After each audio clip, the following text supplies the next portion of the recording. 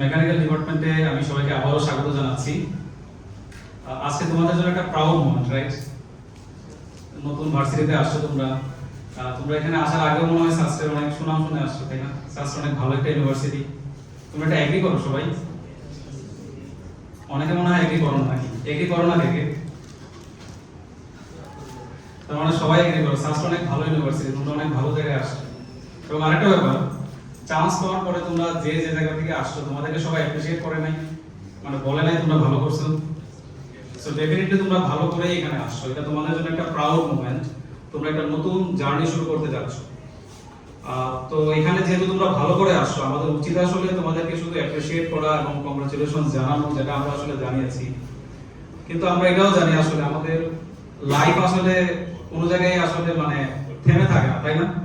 তোমরা একটা ভালো কিছু করছো এবং এরপরে দেখা যাবে যে আমরা আজকেই দেখা যাবে আমরা স্যাররা যাই বলতেছি তোমাদের যে পরবর্তী যে দায়িত্বগুলো সেগুলো আমরা তোমাদের একটু মনে করিয়ে দিব তোমাদের কি করতে হবে।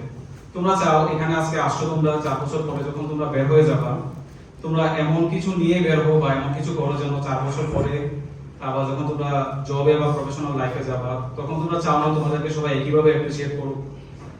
এটা আমরা সবাই চাই কিনা? তো সেই জন্যই আসলে আমরা তোমাদেরকে কিছু পরামর্শ দিব, তোমাদের দায়িত্বগুলো একটু মনে করাই দিব যেন তোমরা এটা ঠিকঠাক মতো ফুলফিল করতে পারো।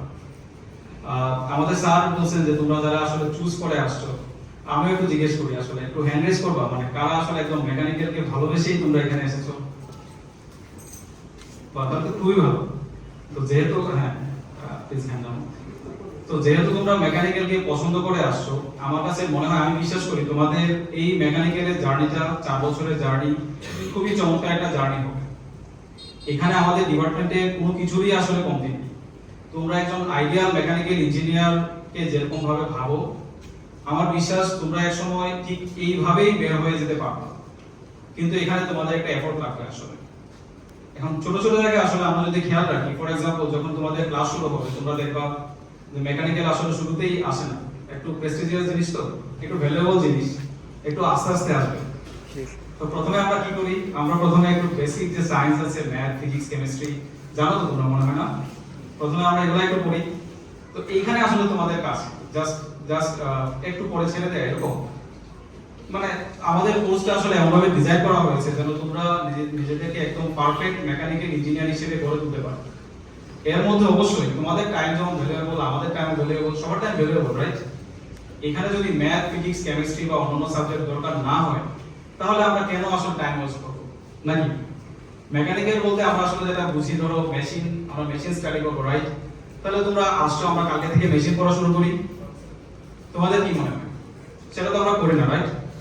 তো আমরা আসলে যেটা করব, তোমাদের এখানে উচিত হবে যখন তোমাদের ক্লাস শুরু হবে প্রত্যেকটা সেমিস্টারকে তোমরা আসলে ওয়েলকাম জানাবা। কিভাবে ওয়েলকাম জানাবা? একটু সিলেবাসটা খুললা, দেখলা কি কি কোর্স আছে, কি কি কোর্স কন্টেন্ট আছে। কোর্স কন্টেন্ট হয়তো তুমি চিনবা না, জানবা না, একটু ফ্রিলি স্টাডি করলা। আমাদের একজন স্যার বলছেন যে আমাদের সেলফ লার্নার হওয়া লাগবে, এটাও আসলে আমাদের part of the self learning. তোমরা দেখলা যে এখানে আসলে কি কি শিখবো আমি। এখানে অনেক টুল, যেমন আমরা বলি যে ইঞ্জিনিয়ারিং এ আসলে আমরা অনেক সাপোর্টিভ টুল আমরা শিখি। যখন তুমি ম্যাথমেটিক্সে ভালো, এই ম্যাথমেটিক্সের যে নলেজ গুলো, ধরো তুমি একটা ম্যাথ ভালো করতে পারো, একটা ভালো মতো সলভ করতে পারো একটা প্রবলেম, 10টা প্রবলেম ভালো মতো সলভ করতে পারো, পরীক্ষায় ভালো মতো লিখে আসলা, এ প্লাস পাইলা, তাই তো? ব্যাপারটা তো এরকমই। সো যখন তুমি এ প্লাস পাবো, আসলে এটা কিন্তু শুধু এ প্লাস না, মিন করে যে তুমি বেশ কিছু টুল এফিশিয়েন্টলি ইউজ করতে পারো। এবং এগুলোর সামনে যখন তোমাদের যখন আমাদের মেকানিক্যালের কোর্সগুলো যখন শুরু হবে তখন তোমরা এগুলো ইউজ করতে পারবা। ইন ফিউচার যখন তোমরা প্রফেশনাল লাইফে যাবা, রিসার্চ করবা, রিসার্চার হবা, তখনও দেখবা যে আসলে এই জিনিসগুলাই কাজে লাগে, মানে এর বাইরে আসলে আর কিছু নাই। যেটা হবে, হ্যাঁ, কমপ্লিকেটেড জিনিস তুমি এখন যেটা করতেছো সেটার কমপ্লেক্স ভার্সন তোমরা পরবর্তীতে আরো স্টাডি করবা, বাট আসলে এগুলাই। তো আমার এখানে তোমাদের জন্য সাজেশন থাকবে, যখনই তোমরা কোন একটা সেমিস্টার শুরু করো কোর্সগুলোকে বা প্রত্যেকটা সেমিস্টারকে তোমরা একইভাবে ওয়েলকাম জানাবা। এবং তোমাদের জন্য এই জিনিসগুলাই আস্তে আস্তে তোমাদেরকে একদম ভালো একজন মেকানিক্যাল ইঞ্জিনিয়ার হিসেবে গড়ে তুলতে হেল্প করবে।